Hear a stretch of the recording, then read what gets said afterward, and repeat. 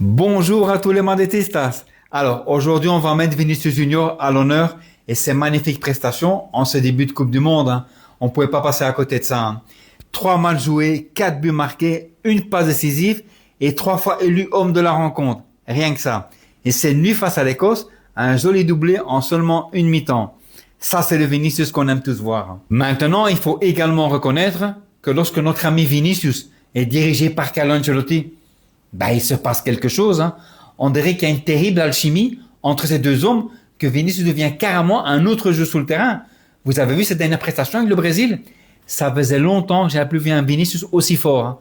Rien à voir avec le Vinicius qui avait ces derniers temps au Real Madrid. Moi, je pense que pour obtenir un rendement optimal de Vinicius, c'est psychologique. Tout se passe dans sa tête. Carlo Ancelotti est un fin psychologue. Il a prouvé à maintes reprises dans le passé. Peut-être pas un grand tacticien, mais surtout un fin psychologue.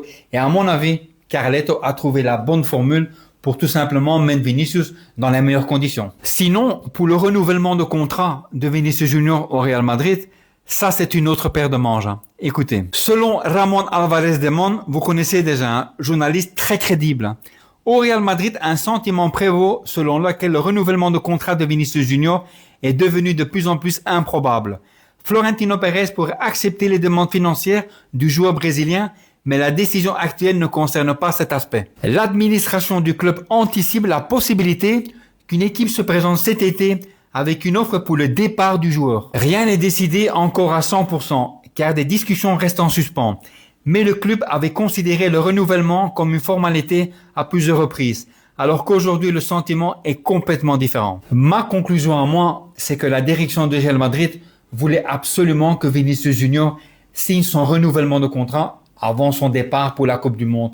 Malheureusement, ça n'a pas été fait. Et il ne faut pas oublier également, notre ami Vinicius Junior entamera tout simplement sa dernière saison au Real Madrid. Pour le mois de janvier, il pourra éventuellement négocier avec un autre club et peut-être même partir totalement gratuitement en fin de saison. Évidemment, la direction du Real Madrid n'est pas si stupide. À partir du mois de septembre, je suis quasi certain qu'ils vont nous proposer un dernier renouvellement de contrat. Et si le clan Vinicius himself refuse, la direction le mettra tout simplement en vente.